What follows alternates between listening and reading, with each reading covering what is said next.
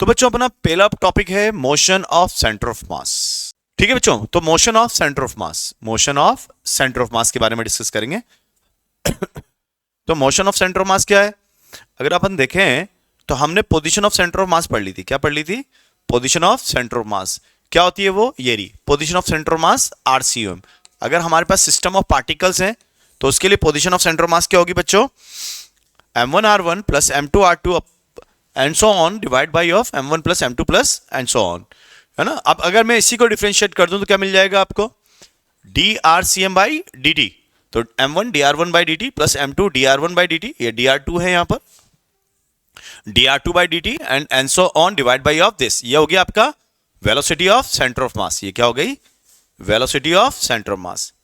अगर हम इसको टोटल मास मान लें तो कितना हो जाएगा? ये vcm divide by of total मास। ठीक है, तो vcm को लिख सकते हैं बच्चों अपन m1v1 plus m2v2 plus m3v3 plus m4v4 divided by of total mass m। ये ठीक है। अब देखो यहां से सुनो, अब अगर इस चीज को हम for a system and particle the total linear momentum of the system is equal to the proportional of total mass of system and velocity of centre of mass. मतलब अगर यहीं से अगर मैं मोमेंटम ऑफ सिस्टम लिखना चाहूं, क्या लिखने जाऊं बच्चों? Momentum of system, momentum of system, momentum of system. तो मोमेंटम ऑफ सिस्टम क्या लिखा जाएगा? अच्छा, हिंदी मीडियम वाले बच्चे भी सुने, ठीक है। अभी थोड़ा बात ये हो गई है कि यार भाई अब क्योंकि हमको लेक्चर्स बढ़ाने हैं, क्योंकि अब सेंटर ऑफ मास भी आ गया है ना, तो आपको ये थोड़ा सा कोऑपरेट करना है हिंदी बच्चे वालों, हिंदी मीडियम वाले बच्चों को क्या कोऑपरेट करना है कि मैं यहाँ पे हिंदी लिख दूंगा मोशन ऑफ सेंटर मास, यानी कि द्रव्यमान केंद्र की गति, द्रव्यमान केंद्र की गति, है ना। बाकी तो आप ये जो टर्म यूज कर रहे हैं हम लोग, ये तो सबको आता ही है, द्रव्यमान केंद्र की गति, है ना। तो द्रव्यमान केंद्र की गति पढ़ रहे हैं, तो द्रव्यमान केंद्र की गति यानी कि motion of centre of mass. तो ये क्या निकाला अपन ने? ये क्या निकाला बच्चों? जल्दी बताओ।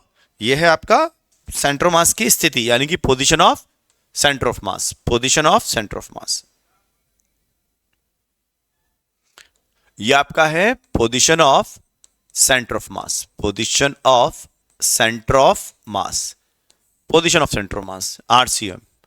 और इसी को अगर मैं डिफरेंशिएट कर दूं तो ये बन जाएगी आपके पास velocity of centre of mass, यानी कि ये हो गया द्रव्यमान केंद्र की स्थिति, द्रव्यमान केंद्र की स्थिति, द्रव्यमान केंद्र की स्थिति, और ये हो गया आपके पास द्रव्यमान केंद्र का वेग, द्रव्यमान केंद्र का वेग। ठीक है, द्रव्यमान केंद्र का वेग। अच्छा बच्चों, तो यहां से अपन ने velocity of centre of mass निकाल ली। फॉर्मूला क्या बना अपना? जल्दी देखो, m1v1 plus m2v2 m1v1 plus m2v2 upon, है ना, and so on divide by total. Simple formula है भाई, याद रहेगा फॉर्मूला, नोट्स अच्छे से याद होना चाहिए। देखो, है ना, सीधा फॉर्मूला है m1v1 plus m2v2 upon of capital M for system of the particles the moment of the system, momentum of system. अब मोमेंटम ऑफ सिस्टम की बात करते हैं। Momentum of system, momentum of system क्या होगा बच्चों? Momentum of system, momentum of system या centre of मास, एक ही बात है बच्चों। मोमेंटम ऑफ सेंटर ऑफ मास और मोमेंटम ऑफ सिस्टम एक ही बात है, ऑफ सिस्टम। यानी कि हम बात कर रहे हैं अब द्रव्यमान केंद्र का संवेग, द्रव्यमान केंद्र का संवेग, केंद्र का या निकाय का संवेग, या निकाय का संवेग। क्या होगा बच्चों? ये द्रव्यमान केंद्र का संवेग या निकाय का संवेग जो होगा उसको लिखेंगे पी सिस्टम या पी सेंटर ऑफ मास। ध्यान रखना, इसको हम लिखेंगे मास of system capital M into velocity of centre of मास। समझ में आएगी बच्चों मेरी बात? थ्योरी बिल्कुल सिंपल है। वेलोसिटी पोजीशन निकाल ली आपने, पोजीशन यानी कि स्थिति, द्रव्यमान केंद्र की स्थिति बता दी हमने, द्रव्यमान केंद्र का वेग बता दिया हमने, द्रव्यमान केंद्र का वेग बता दिया हमने, अब द्रव्यमान केंद्र का मोमेंटम बता दिया, संवेग, है ना। ध्यान रखें, सिंपल है। आगे बढ़े, चलो सेकंड पीपीटी पे आते हैं। बात करें तो क्या हो गया, हिंदी में क्या लिखेंगे बच्चों? हिंदी में लिखेंगे इसको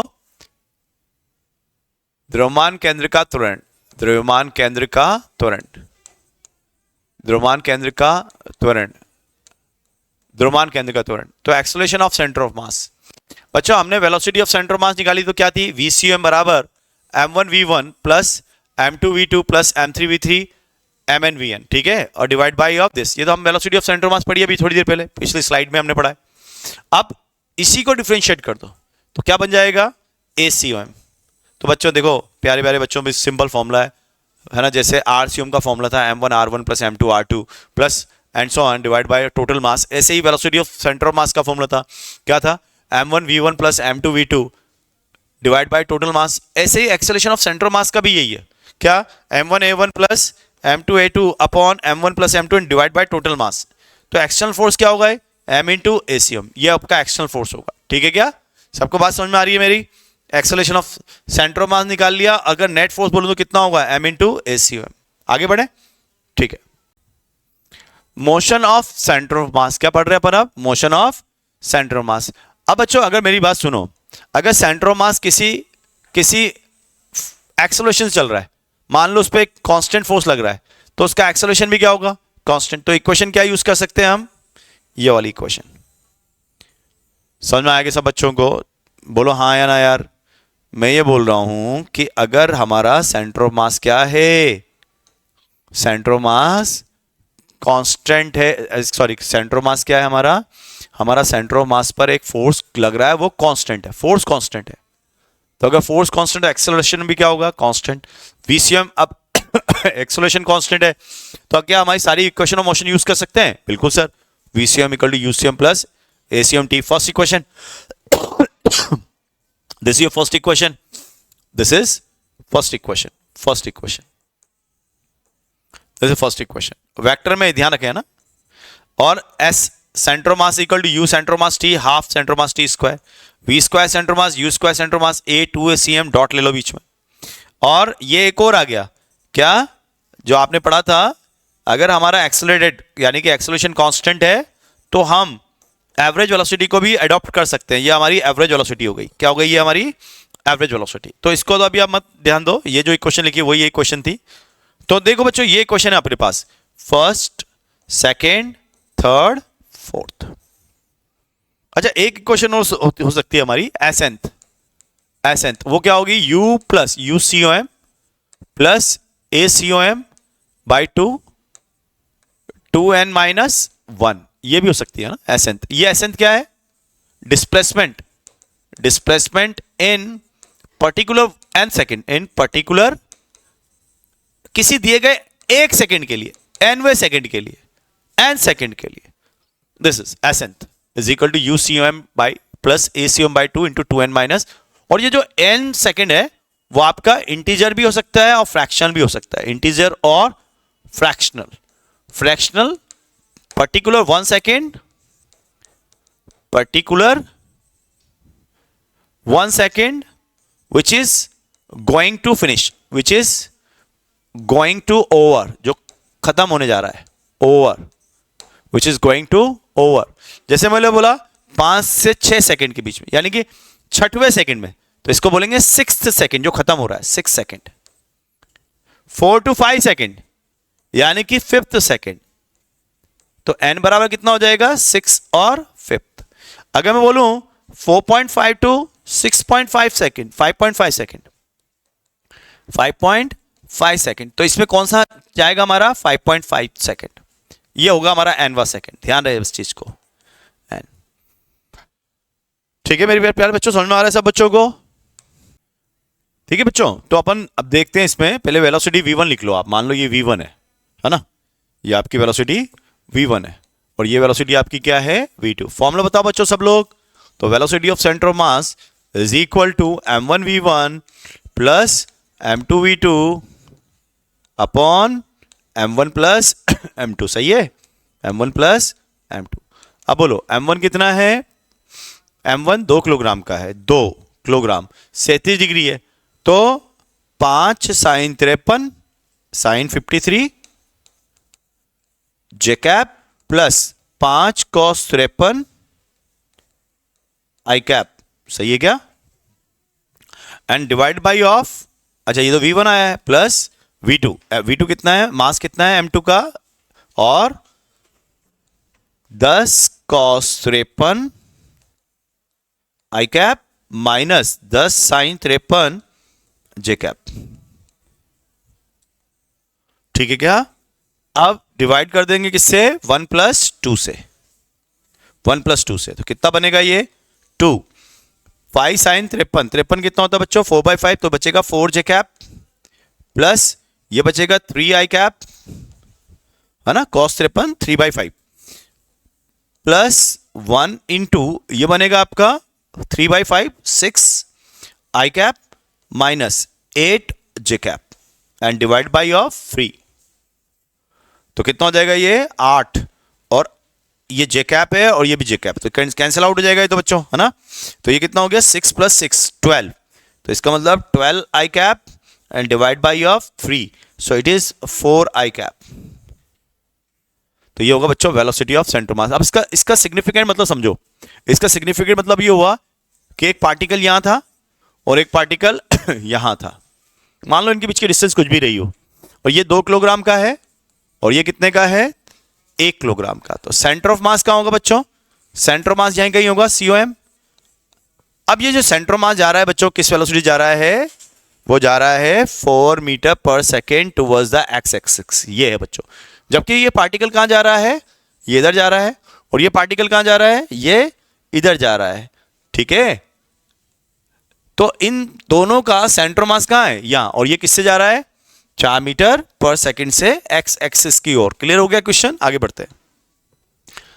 to particles of mass 2 kilogram 4 kilogram are approaching towards the each other, ठीक है, with the acceleration of 1 meter per second square and 2 meter per second square respectively on a smooth horizontal surface. Find the acceleration of center of mass of the system. अब बच्चों यहां तो हमें केवल acceleration निकालना है, तो वेलोसिटी का कोई लेना देना नहीं है। तो acceleration of centre of mass क्या होगा, m1a1 plus m2a2 divide by of m1 plus m2। तो एक्सेलरेशन ऑफ सेंटर ऑफ मास हम लिख सकते हैं, एक्सेलरेशन आप अप्रोचिंग कर रहे हैं टुवर्ड्स द ईच अदर, मान लो एक पार्टिकल ये है और एक पार्टिकल ये है, और ये अप्रोच कर रहा है इस तरफ और ये अप्रोच कर रहा है इस तरफ। अब देखो हमें उसकी वेलोसिटी से कोई मतलब नहीं है, क्योंकि हम इसका एक्सेलरेशन निकालना चाहते हैं। तो उसका एक्सेलरेशन कितना दिया है, approaching towards with the acceleration of 2 metre पर सेकंड स्क्वायर, है ना, इसको -2 लिखो क्योंकि यूनिट मैच नहीं की।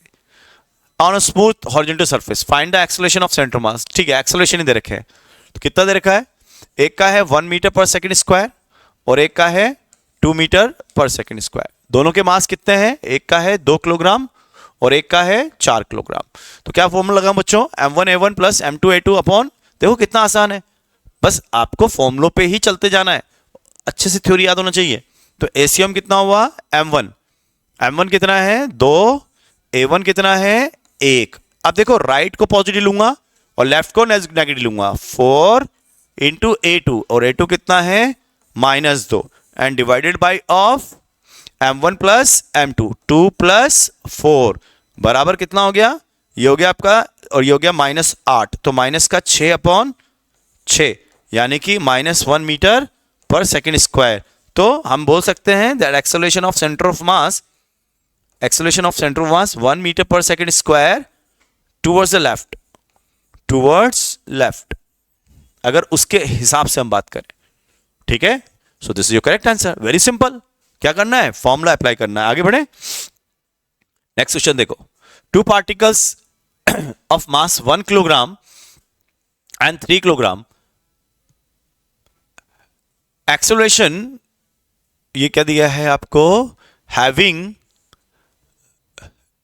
वेलोसिटी ऐसी आई थिंक, है ना, फाइंड आउट द एसीएम। अच्छा ये एक्सेलरेशन बच्चों ना, थोड़ा मिस्टेक लिखने में, थोड़ा पीपीटी बनाने वाले की गड़बड़ है, कोई बात नहीं, मैं इसको करेक्ट कर देता हूं, हाँ थोड़ा करेक्ट कर देता हूं इसको लिख देते हैं हम वेलोसिटी, सॉरी एक्सेलरेशन, है ना, ये एक्सेलरेशन है, कितना है आपका, एक्सेलरेशन है, acceleration two particle mass 1 kilogram having having acceleration a1, पहले वाले का बोल देते हैं इसको ना, और ये a2 दूसरे वाले का बोल देते हैं। Find out the ACM. ठीक है बच्चों, सिंपल है। कैसे? फॉर्मूला लगाना है। तो बोलो भाई फॉर्मूला क्या लगेगा यहाँ पे, जल्दी बता दो, तुम लोग करके बताओ जल्दी से। कॉपी खोल लो अपनी अपनी फटाफट से, सॉल्व करो सब, पॉज कर दो वीडियो को, सॉल्व करो। तो ACOM is equal to M1A1 plus M2A2 divide by of M1 plus M2। तो M1 कितना जल्दी बताओ, 1 किलोग्राम। तो 1 A1 कितना है, i cap minus 2J cap plus 5K cap, plus M2 कितना जल्दी बताओ बच्चों लोग, M2 कितना है, M2 प्लस M2 है आपका 3 किलोग्राम इंटू A2 कितना है आपके पास, minus 2 i cap plus 4/3 J cap minus K cap.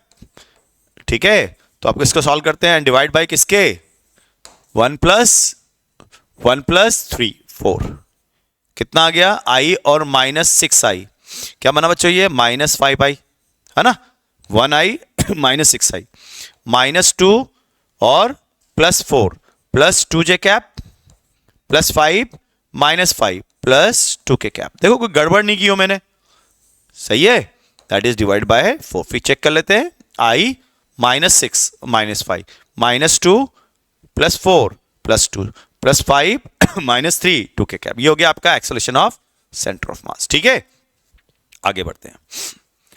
Now two forces F1 and F2 are acting on the two particles 1 kilogram and 2 kilogram, है ना, इसको 2 किलोग्राम लिख देता हूं मैं, 5 किलोग्राम लिख देता हूं, एंड 5 किलोग्राम एंड 5 किलोग्राम।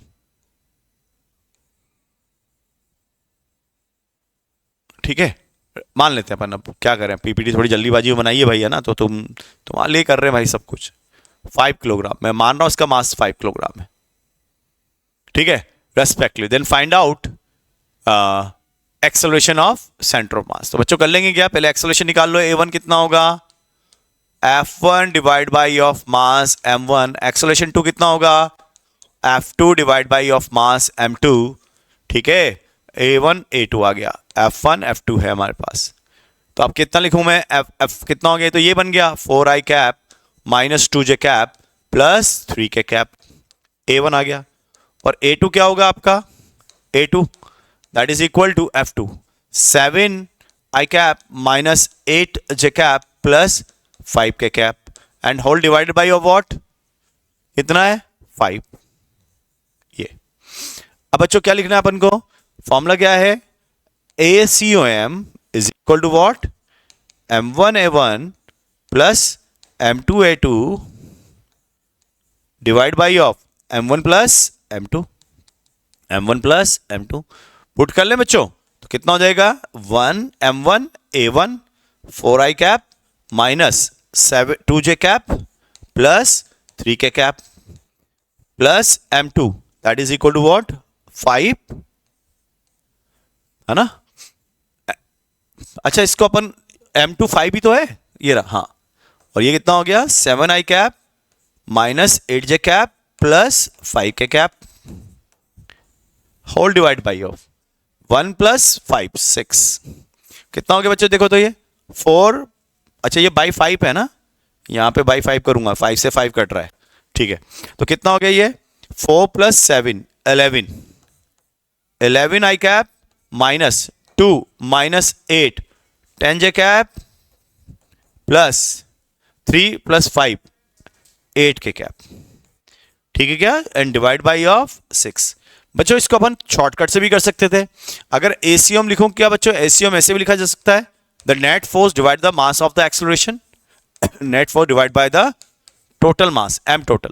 तो नेट फोर्स क्या है, इन दोनों को जोड़ दो, this force plus this force कितना होगा 7 और 4 11 माइनस 2 और माइनस 8 10 और 3 और 5 8, तो that will be equal to 8 11 i cap minus 10J cap और plus 8K cap and divide कर दो मास ऑफ सिस्टम कितना है 5 प्लस 1 6, तो डायरेक्ट भी कर सकते थे ऐसे। ठीक है, चलो आगे बढ़ते हैं। For a given system find out the acceleration of centre of मास। बच्चों ये M1 है, ये M2 है, ये मान लो ऊपर जा रहा है और ये मान लो नीचे जा रहा है। तो एक्सेलरेशन ऑफ सेंटर मास क्या होगा? क्या बच्चों, ये अटवुड मशीन है जो पढ़ाई है मैंने आप लोगों को, और अटवुड मशीन में हम एक्सेलरेशन कैसे निकालते हैं? अटवुड मशीन में निकालते हैं नेट पुलिंग फोर्स। तो कितना हो गया? m2g minus m1g। ये मान लेते हैं कि m2 बड़ा है, m2 बड़ा है किससे? m1 से। तो नेट पुलिंग फोर्स कितना हो गया? m2g minus m1g upon m1 plus m2। क्या निकाला मैंने? ये एक्सेलरेशन ऑफ सेंटर ऑफ मास। और कहां जा रहा है? नीचे की ओर। सॉरी, ये एक्सेलरेशन ऑफ बॉडीज है, सेंटर ऑफ मास नहीं है। Acceleration of block m1 and m2, ये तो a निकाला। अब ACM का फॉर्मूला क्या बच्चों? m1a1 plus m2a2 and divide by of what? m1 plus m2, है ना, यही है। अच्छा भाई, m1 कितना है आपका? वो तो m1 ही है सर। a1 कितना है? वो भी a ही है सर। लेकिन ये कहां जा रहा है? ऊपर। ऊपर को आप लिखेंगे पॉजिटिव, ठीक है, m1 प्लस m2 कितना है? वो तो m2 ही है सर। और a2 कितना है सर? वो माइनस a है अब, क्योंकि नीचे जा रहा है, and divide by of m1 plus m2। तो क्या आ गया बच्चों? m1 minus m2 upon m1 plus m2 into this is कितना? a। और a किसके बराबर है यहां पर? m1 a1 कहां गया अपना? a, ये रहा m2g minus m1g upon m1 plus m2। फिर देख लो कोई गड़बड़ नहीं की अपन लोगों ने, बिल्कुल सिंपल है। पहले अपन क्या निकालेंगे? हर एक का एक्सेलरेशन निकालेंगे। कितना होगा? Atwood machine concept, m2g minus m1g upon m1 plus m2। तो ACO क्या होगा? m1a1 plus m2a2। a1 ऊपर जा रहा है a से, पॉजिटिव लिखा, a2 नीचे जा रहा है, माइनस a लिख दिया, divide by m1 plus m2। तो m1 माइनस m2 बाहर आ गया। और ये हो गया आपका m2g। a को लिख रहा हूं मैं अब, a क्या है आपका? m2g माइनस m1g, और ये कहां है? नीचे की ओर। ये टोटल नीचे की ओर है आपका। लेकिन अब यहां पर अपन मैग्नीट्यूड लिख रहे हैं, तो बच्चों अब क्या लिखूं मैं इसको? Is equal to minus m2 minus m1 इसका whole square divide by of m1 plus m2 और इसका whole square into of g। बच्चों ये सॉल्यूशन आएगा आपका, और ये माइनस आ रहा है, इसका मतलब सेंटर ऑफ मास कहां जा रहा है? नीचे की ओर। सेंटर ऑफ मास कहां जा रहा है? देखो आराम से पॉज करके आराम से देखो, सब चीज क्लियरिटी के साथ समझ में आएगी। a m2g minus m1g upon m1 plus m2, acceleration of centre of mass, sorry body का एक्सेलरेशन। अटवुड मशीन, कौन ऊपर जा रहा है कौन नीचे जा रहा है, दोनों एक ही से जाएंगे। ये तो अटवुड मशीन के वैसे आया। फिर उसके बाद ACM का फॉर्म लगाया, क्योंकि अब दो ब्लॉक हो गए आपके, एक नीचे जा रहा है और एक ऊपर जा रहा है। m2 नीचे जा रहा है और m1 ऊपर जा रहा है। तो ACM कितना होगा? m1a1 plus m2a2 upon m1 plus m2। a1 कितना है? a1 ऊपर जा रहा है और a2 नीचे जा रहा है, तो a माइनस है। तो ये हो गया m1 minus m2 upon m1 plus m2 into a, और a कितना है? m2g minus m1g upon m1 plus m2। अब एक काम करो, माइनस बाहर ले लो तो ये बन जाएगा। इसका मतलब एक्सेलरेशन ऑफ सेंटर मास कहां जा रहा है? नीचे की ओर, गोइंग डाउन। क्लियर है? चलो आगे बढ़ते हैं। अब देखो इसी पे एक क्वेश्चन डाल दिया उन्होंने वापस, है ना, इसी पे क्वेश्चन डाल दिया। 3 किलोग्राम है और ये कितना है? 2 किलोग्राम। इस पर निकालना है मुझे। तो बच्चों बताओ एक्सेलरेशन कितना होगा? चाहे इसका ले लो, नीचे की जा रहा है ऊपर की तरफ जा रहा है, तो एक्सेलरेशन कितना हो जाएगा? 3g minus 2g upon 5। तो एक्सेलरेशन कितना हो गया यहां से? 3g minus 2g that is equal to g upon 5, 2 metre पर सेकेंड स्क्वायर, और गोइंग डाउनवर्ड्स। a इसके लिए डाउन और इसके लिए अप, तो ये 2 मीटर पर सेकेंड से डाउन जा रहा है और ये 2 मीटर पर सेकेंड से ऊपर जा रहा है। ठीक है, अब एक्सेलरेशन ऑफ सेंटर मास लिखें। एक्सेलरेशन ऑफ सेंटर मास क्या होगा? m1a1 plus m2a2 upon m1 plus m2। ठीक है, तो ACM आ गया ये। तो m1a1 कितना हो गया? m1a1, अब देखो a1 का मान लो आप चाहो, ये मान लो a1 और इसको मान लो a2, इसको मान रहा हूं m1। कितना है ये? 2 किलोग्राम। और एक्सेलरेशन कितना है आपका? 2 मीटर पर सेकेंड स्क्वायर, ऊपर प्लस m2 कितना है आपका? 3 किलोग्राम। नीचे जा रहा है कितने से? 2 से, minus 2 upon m1 plus m2, 2 plus 3। ये आ गया आपका एक्सेलरेशन ऑफ COM। कितना हो गया बच्चों? 4 माइनस 6 बाई 5, यानी कि माइनस का 2 by 5, that is equal to minus या प्लस लिख लेता हूं इसको 0.4 मीटर पर second square, going downwards downwards. मतलब मान लो ये 3 है, ये 2 है, इनका सेंटर ऑफ मास यहाँ कहीं है, ये COM है। तो COM कहाँ जा रहा है बच्चों? नीचे की ओर जा रहा है। कितने से? 0.4 मीटर पर सेकंड स्क्वायर से। मेरी बात समझ में आई क्या? चलो आगे बढ़ते हैं। एक और क्वेश्चन देखो बच्चों, ये आपका एक ट्रायंगुलर वेज है और इस ट्रायंगुलर वेज पर अगर देखें तो हमसे पूछ रहा है, बताइए द्रव्यमान केंद्र का त्वरण क्या है? Acceleration of centre of mass. तो फॉर्मूला वापस वही लगाएंगे। पहले तो अटवुड मशीन का A बराबर what? Net pulling force, F net pulling divide by of total mass M system. तो बोलो नेट पुलिंग फोर्स कितना है? इसको कितना खींचना है नीचे की ओर? mg sin 37। दोनों सेम मास के हैं, तो ये कितना हो गया? 3/5 mg। ये कितना हो गया? 4/5 mg। नेट पुलिंग फोर्स कितना हो गया? 4/5 mg minus 3/5 mg upon of total मास कितना है? 2m। कितना आ गया बच्चों? ये 4/3 1/5 g/2 है ना। 1/5 तो ऊपर से बचेगा, m से m उड़ा दो, g/2 यानी कि हो गया 1 मीटर पर सेकेंड स्क्वायर। तो acceleration of either of the particle, system भी बोल सकता हूं, सिस्टम का एक्सेलरेशन यानी कोई भी पार्टिकल किससे चल रहा है? 1 मीटर पर सेकेंड। अब acceleration of centre of mass क्या लिखूंगा? Acceleration of centre of mass m1a1 plus m2a2 upon m1 plus m2। अब बच्चों अप द प्लेन को मानो पॉजिटिव, डाउन द प्लेन को मानो नेगेटिव। तो ये मान लो प्लस है क्योंकि ये तो नीचे जा रहा है, ये कहां जा रहा है? नीचे। तो ये नीचे जा रहा है, तो ये मान लो माइनस है और ये ऊपर जा रहा है, इसको मान लो प्लस है। तो A1 नीचे जा रहा है, कितने से जा रहा है बच्चों? 1 मीटर पर सेकंड से, और इसका मास कितना है? m into -1 plus m into +1 and divide by of 2m। तो कितना हो गया? 0 प्लस m माइनस m बराबर 0। इसका मतलब एक्सेलरेशन कितने जा रहा है? 0। सेंटर मास ऑफ एक्सेलरेशन कितना है? अब मान लो यहां पर ये COM है, तो इसका एक्सेलरेशन कितना होगा? 0। सिंपल फॉर्मूला यूज कर रहे हैं और कुछ नहीं है, जस्ट प्रैक्टिस करो, ठीक है। m1a1 plus m2a2 upon m1 plus m2। लेकिन a1 और a2 को निकालने के लिए भी हमारा थोड़ा एनालॉजी में चले जाएंगे। Loss of motion, total force pulling divide by of mass of system, because ये एक एटवुड मशीन है। ओके, अगला प्रश्न देखते हैं। तो बच्चों थोड़ी सी मिस्टेक ये है बस कि हमारी रस्सियां भूल चुके हैं, है ना, हमारी रस्सियों को भूल चुका है, तो हम रस्सियां ले आते हैं यहां पे, कोई दिक्कत नहीं है, ऐसे रस्सी, ठीक है। अब इस क्वेश्चन को देखो आप ढंग से, आपसे क्या पूछ रहा है? Acceleration of centre of mass, acceleration. तो बच्चों ये कहां जाएगा? आगे जाएगा, और ये कहां जाएगा? नीचे जाएगा। बहुत अच्छे से, है ना, आप लोग खुद कर सकते हैं, इसको पॉज करके खुद निकाल लो कितना आएगा। पहले एक्सेलरेशन निकाल लो सिस्टम का, एक्सेलरेशन ऑफ सिस्टम, दोनों ब्लॉक को सिस्टम मान रहा हूं। Net pulling force F net divide by of mass of system divide by of mass of system. Net force कितना हो गया? नेट पुलिंग फोर्स, ध्यान रखे, तो पुलिंग कौन कर रहा है? 6G। इसको तो कोई पुल कर ही नहीं रहा, तो 6G divide by of 6 + 10, 6 + 4 10, that is equal to what? 6 metre पर सेकंड स्क्वायर। तो एक्सेलरेशन कितना आ गया बच्चों सेंटर सिस्टम का? यानी कि ये 6 मीटर पर सेकंड स्क्वायर से राइट जा रहा है और ये 6 मीटर पर सेकंड स्क्वायर से डाउन जा रहा है, ठीक है। अब देखो मैं अगर यहां पे लिखूं, मैं मान लो इसको A1 मान रहा हूं, ये A1 है, तो A1 क्या लिखूंगा बच्चों में? अब मुझे को इसको डायरेक्शन को शो करना है। मान लो ये मेरी x एक्सिस है और ये कौन है? y एक्सिस, ठीक है। तो अपन किसके लिखेंगे A1 को?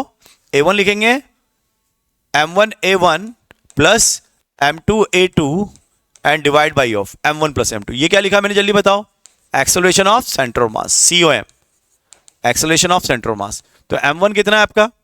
m1 है आपका, देखो किसको A1 मान रहे हैं? ये 6, ठीक है, 6 किलोग्राम इंटू A1 कितना है? दिस वन, तो माइनस का 6 मीटर पर सेकेंड स्क्वायर, -6 प्लस, या इसको जे कैप लिखूंगा ना, बढ़िया है। अब यहाँ माइनस प्लस क्या लिखूं, क्योंकि ये एक y में जा रहा है, x में जा रहा है, तो इसको लिखता हूं माइनस का जे कैप प्लस m2 कितना है? 4 का है, और कहां जा रहा है ये? अलोंग द x एक्सिस, यानी कि पॉजिटिव डायरेक्शन में, और इसको लिखूंगा मैं 6 i कैप, है ना, ये i कैप है और ये कौन है? जे कैप।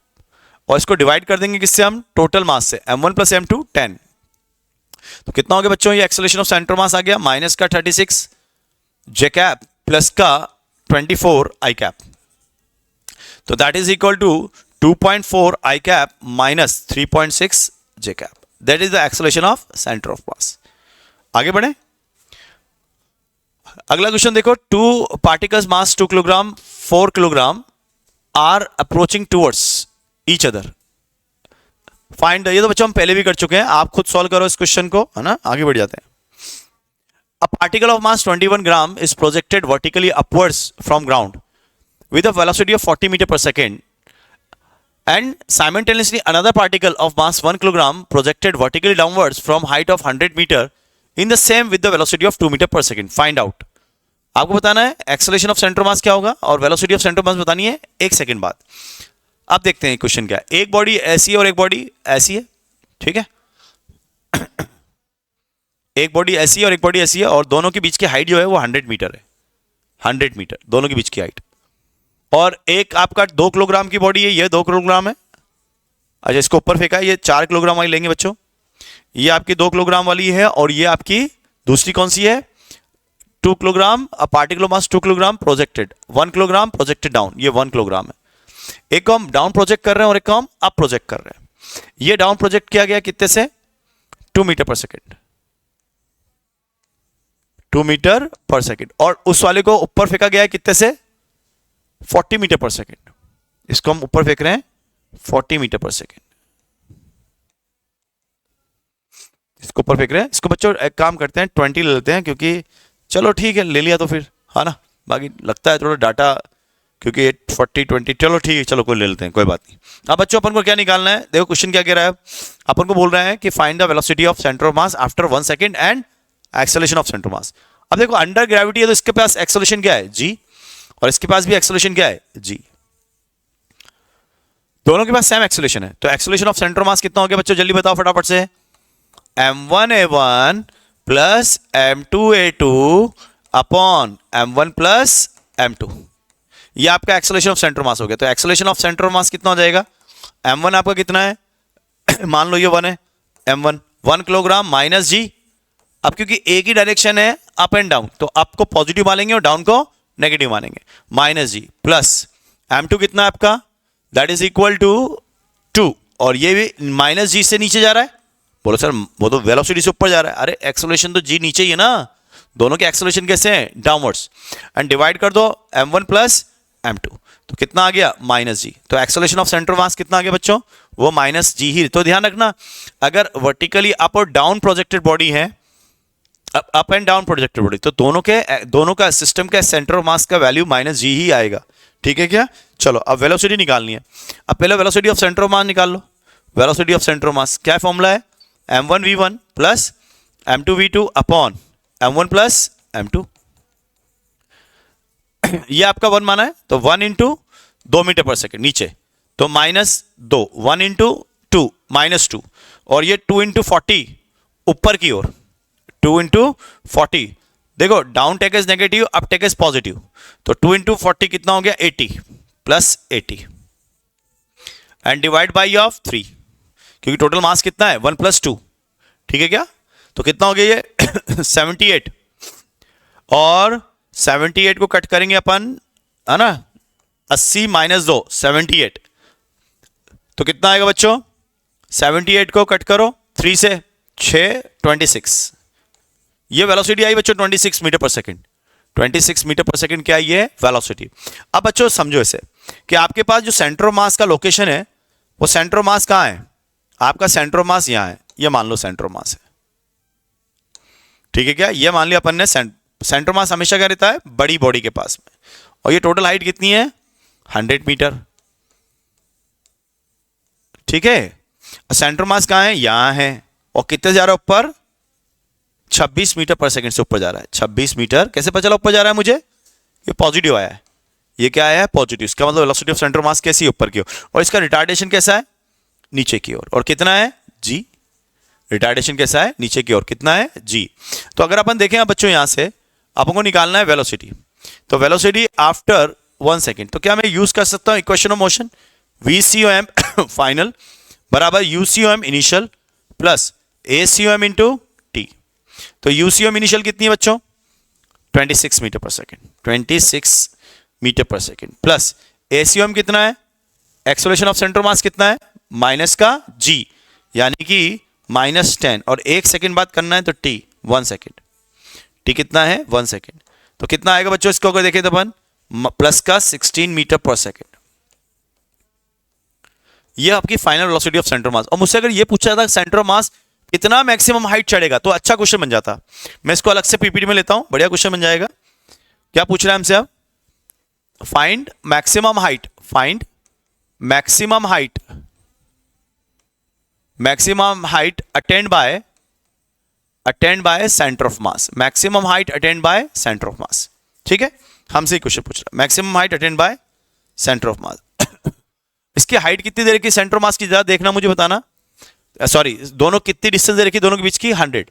तो इसको थोड़ा सही कर लेते हैं बच्चों, इसको 100 की जगह पर 90 कर लेते हैं, थोड़ा इजी हो जाएगा कैलकुलेशन करना। ठीक है, 90 कर लेता हूं, इसको मैं 90 कर लेता हूं, 90 मीटर। ठीक है, ये हमें दिया हुआ है 90 मीटर, 90 मीटर। तो ये आपका 90 मीटर है। ठीक है, मतलब दोनों के बीच की डिस्टेंस कितनी है? 90 मीटर। तो आप देखो क्या होगा। तो अपने पास सिचुएशन बन गई कि अपने पास एक बॉडी जो कि यहां है 2 किलोग्राम की और एक बॉडी कहां है? यहां है 1 किलोग्राम की। अच्छा बताओ बच्चों, सेंटर मास का पोजीशन कैसे निकालते हैं? तो आप निकालते हो RCOM। अगर मैं यहां से निकालना चाहता हूं तो 2 into 0, 2 into 0 M1R1 plus M2R2 1 into 90 upon 3। तो कितना आ गया? 30। तो सेंटर मास का पोजीशन कितना हो गया बच्चों? 30।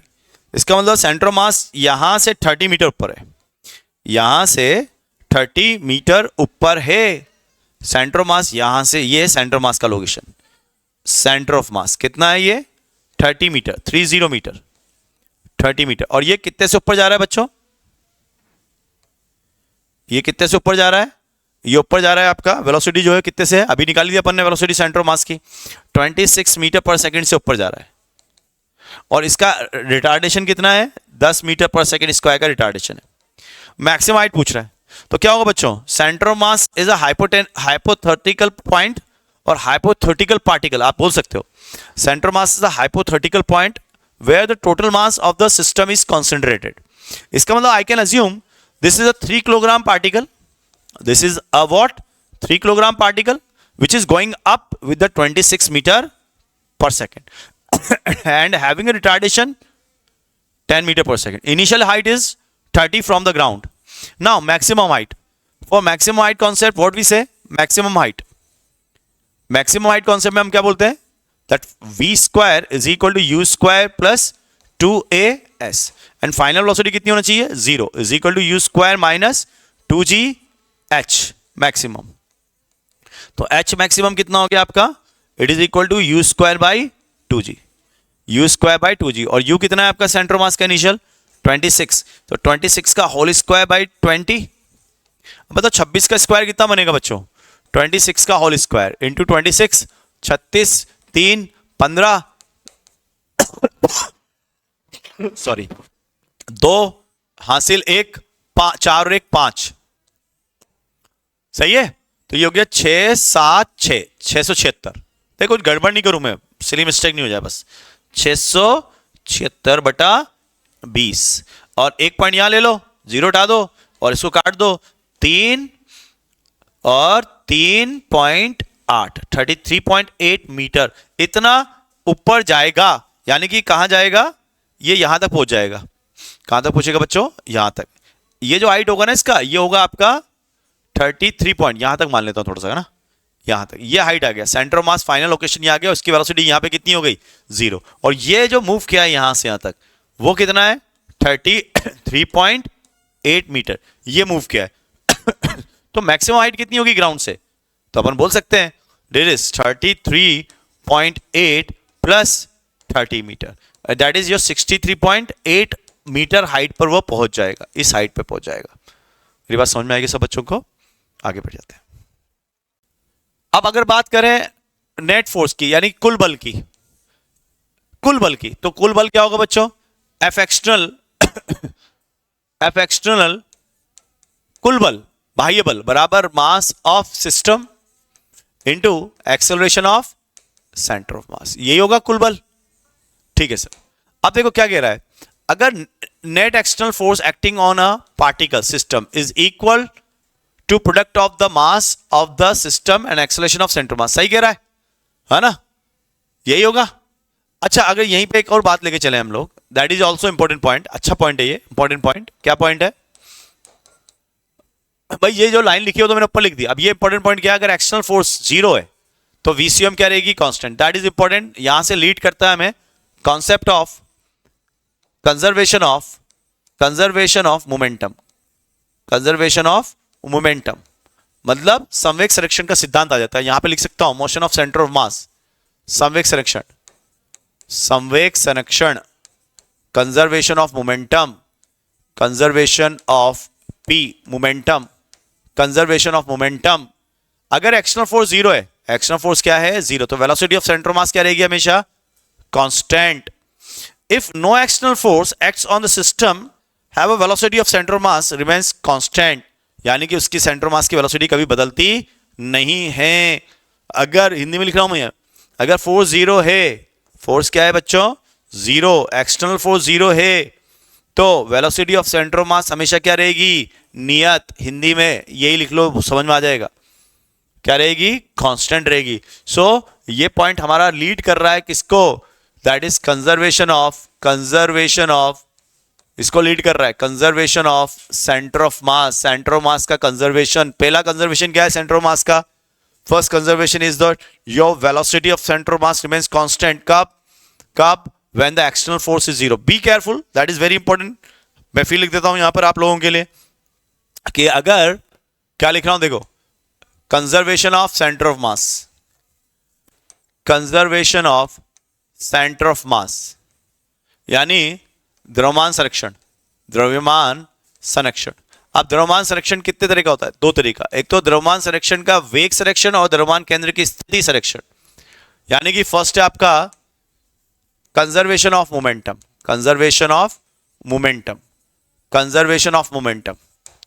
फर्स्ट कंजर्वेशन मोमेंटम क्या कहता है बच्चों? ध्यान रखें, अगर एक्सटर्नल फोर्स जीरो है, एक्सटर्नल फोर्स क्या है?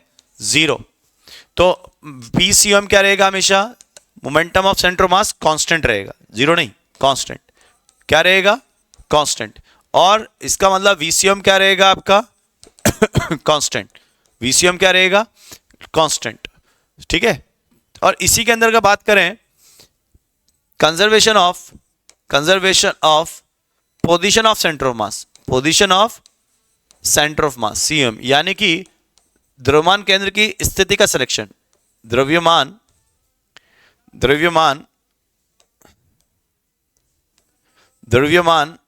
केंद्र की स्थिति का सिलेक्शन, केंद्र की स्थिति का सिलेक्शन, स्थिति का सिलेक्शन। अब बच्चों थोड़ा एडजस्ट करना पड़ेगा आप लोगों को, ठीक है क्या? क्योंकि अब देखो अपन दो क्लास अगर अलग अलग करेंगे तो मेरे ऊपर बर्डन बहुत ज़्यादा हो जाएगा ना। वैसे भी 4 क्लास मेरी अलग से ऑफलाइन चल रही है, अगर मैं ये और लगाऊंगा तो दो अब क्योंकि हमारा एक सेंटर मास भी चल रहा है, द्रव्यमान केंद्र भी चल रहा है, 8 क्लास हो जाएगी। तो बच्चे थोड़ा आप एडजस्ट करो मेरे लिए, है ना? थोड़ा मैं लिख ही रहा हूँ यहाँ पे सबको हिंदी में, द्रव्यमान संरक्षण। तो क्या हो गया बच्चों? Conservation of position of CM, द्रव्यमान केंद्र की स्थिति का सिलेक्शन, ये भी इंपॉर्टेंट है भाई। क्या होगा? देखो, अगर एक्सटर्नल फोर्स जीरो है, एक्सटर्नल फोर्स क्या है? जीरो। अगर एक्सटर्नल फोर्स जीरो है ना, और एक्सटर्नल फोर्स के अंदर अगर एक्सटर्नल फोर्स जीरो कर रहे हैं हम, और इसके अंदर वेलोसिटी ऑफ सेंटर ऑफ मास भी जीरो है, अंडरलाइन करो, ध्यान रखो, एक्सटर्नल फोर्स तो जीरो है ही सही, वेलोसिटी ऑफ सेंटर ऑफ मास भी जीरो है, तो उस कंडीशन के अंदर तो पोजीशन ऑफ सेंटर ऑफ मास जो आरसीएम होगा वो क्या रहेगा? हमेशा कांस्टेंट। वो क्या रहेगा? हमेशा constant. That is super most important. फिर समझ जाओ इसको एक बार और। मैं बोला द्रव्यमान केंद्र संरक्षण, है ना? द्रव्यमान संरक्षण कर दिया मैंने, द्रव्यमान केंद्र संरक्षण, कंजर्वेशन ऑफ सेंटर ऑफ मास, द्रव्यमान केंद्र संरक्षण। क्या होगा बच्चों? अगर फोर्स जीरो है, एक्सटर्नल फोर्स क्या है? जीरो। अगर एक्सटर्नल फोर्स जीरो है तो उस कंडीशन के अंदर ध्यान रहे, कौन जीरो है? फिर लिख रहा हूं यहां पे, अगर एक्सटर्नल फोर्स जीरो है क्या जीरो है? एक्सटर्नल फोर्स जीरो है, तो पीसीएम क्या रहेगा? कांस्टेंट। पीसीएम क्या रहेगा? कांस्टेंट रहेगा, यानी कि momentum of centre of mass constant रहेगा, और velocity of centre of mass क्या रहेगी? कांस्टेंट। क्या रहेगी? कांस्टेंट। कब? ध्यान रहे इस चीज का, कब? कब की बात कर रहे हैं हम? जब हमारा एक्सटर्नल फोर्स क्या है? जीरो। इसी को अपन बोलते हैं कंजर्वेशन ऑफ मोमेंटम। इसी को क्या बोलते हैं अपन? Conservation of momentum. बढ़िया क्वेश्चन आएंगे इस पे शानदार, बस कॉन्सेप्ट तो इतना सा की भाई, क्वेश्चन धासु धासु आएंगे, समझना इन चीजों को, क्वेश्चन कराऊंगा जब। समझ में आ रहा है क्या? मोमेंटम कांस्टेंट रहेगा। अगर मोमेंटम कांस्टेंट है तो ऑब्वियसली अगर आप देखें तो वहां पर, अगर आप देखें वहां पर द्रव्यमान केंद्र की स्थिति भी क्या रहेगी? Sorry, velocity of centre of मास भी क्या रहेगा? कांस्टेंट रहेगा। Velocity of centre of mass constant रहेगा। इसमें दूसरा पॉइंट भी इंपॉर्टेंट है हमारा, वो क्या कहता है? द्रव्यमान केंद्र की स्थिति का संरक्षण, यानी कि अगर एक्सटर्नल फोर्स जीरो है, एक्सटर्नल फोर्स क्या है? जीरो है, तो velocity of centre of mass क्या रहेगी? सॉरी, अगर वेलोसिटी ऑफ सेंटर ऑफ मास भी जीरो है, पहले बात तो क्या लिखा मैंने? अगर एक्सटर्नल फोर्स जीरो है तो वेलोसिटी मोमेंटम कांस्टेंट रहेगा, मोमेंटम कांस्टेंट रहेगा, velocity of centre mass constant. लेकिन अगर वेलोसिटी ऑफ सेंटर मास खुद जीरो हो जाए, वेलोसिटी ऑफ सेंटर मास क्या हो जाए बच्चों?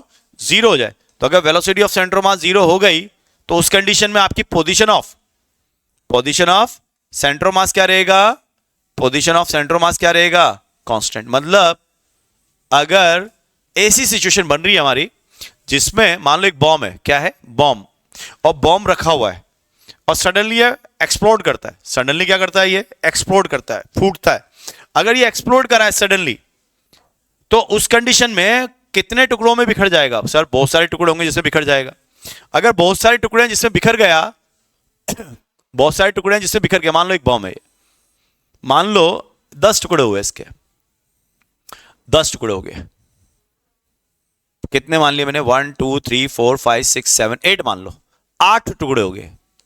4 5 6 7 8, कोई इधर गया, कोई इधर गया, कोई इधर गया, कोई इधर गया, कोई इधर गया, कोई इधर गया, कोई इधर गया, इधर गया, सभी डायरेक्शन में चला गया मान लो। ठीक है क्या? और मुझसे पूछा जाए बताइए velocity of centre of mass क्या होगी? Velocity of centre of mass, तो हम क्या बोल देंगे? जीरो। क्यों? अरे हर एक पार्टिकल गया तो है, v1 v2 v3 v4 v5 v6 v7 v8, लेकिन देखें जो एक्सप्लोजन हुआ है ड्यू टू इंटरनल फोर्स हुआ है, तो इसका मतलब एक्सटर्नल फोर्स कितना था यहां पर? जीरो। अगर एक्सटर्नल फोर्स जीरो है तो हमारा वीसीएम क्या रहेगा? कांस्टेंट। अब अगर जीरो है तो वो हमेशा जीरो ही रहेगा।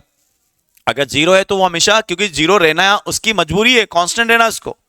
तो अगर वेलोसिटी ऑफ सेंटर मास बोलो, बॉम्ब तो रखा हुआ है ना, ये जो बॉम्ब है वो तो रेस्ट पर ही है ना, बॉम्ब तो रेस्ट पर है, एक्सप्लोड क्या है? बॉम्ब किस पर है? रेस्ट पर है, और एक्सप्लोड क्या है? अगर एक्सप्लोड किया है तो क्या हुआ है? हर एक पार्टिकल अलग अलग जा रहा है, लेकिन इसकी वेलोसिटी ऑफ सेंटर मास क्या रहेगी बच्चों? जीरो। यही लॉ है, यही रूल है, यही आपको पढ़ना है, समझना है। ठीक है सर, मान लिया, मान लेंगे इस चीज को। अब सुनो, सेंटर मास कहां था? सेंटर मास मान लो यहां था, तो सब पार्टिकल अगर दूर दूर चले गए, सब पार्टिकल अगर दूर दूर चले गए, सब पार्टिकल अगर दूर दूर चले गए ऐसे, तो भी सेंटर ऑफ मास वहीं रहेगा, सेंटर ऑफ मास मूव नहीं करेगा, है ना। ये पार्टिकल यहां गया, फिर यहां गया, फिर यहां गया, ऐसे चले जा रहे हैं, दूर भागते आ रहे हैं, लेकिन सेंटर ऑफ मास वहीं रहेगा। क्यों? बिकॉज वीसीएम जीरो है, तो आरसीएम भी क्या रहेगा? कांस्टेंट। आरसीएम भी क्या रहेगा? कांस्टेंट, यानी कि जहां पर भी सेंटर ऑफ मास था वहीं बना रहेगा। समझ में आएगा बच्चों सब लोगों को? हाँ, अगर यही कंडीशन कुछ इस तरह से होती कि ये बॉम्ब है, बॉम्ब है और बॉम्ब v वेलोसिटी से चल रहा है, कितनी वेलोसिटी चल रहा है? v वेलोसिटी चल रहा है। अब ये बॉम्ब फूट गया, ये बॉम्ब क्या हो गया? फूट गया। फूट गया, कितने पार्ट में फूट गया? वही आपके 8 पार्ट मान लेते हैं, 1 2 3 4 5 6 7 8 पार्ट में फूट गया। एक इधर चला, एक इधर चला, एक इधर चला, एक इधर चला, इधर इधर, ऐसे ऐसे। समझ में आ रही? अब मान लो इसकी वेलोसिटी आपकी v1 थी, इसकी v2 थी, इसकी v3 थी, इसकी v4 थी, इसकी v5 है, इसकी v6 है, इसकी v7 है, इसकी v8 है आफ्टर एक्सप्लोजन। तो what is the velocity of centre of mass after explosion? After explosion explosion के बाद इसकी वेलोसिटी बताओ, आफ्टर एक्सप्लोजन, फूटने के बाद, हाँ ना, हिंदी में बोल रहा हूं, फूटने के बाद बताओ।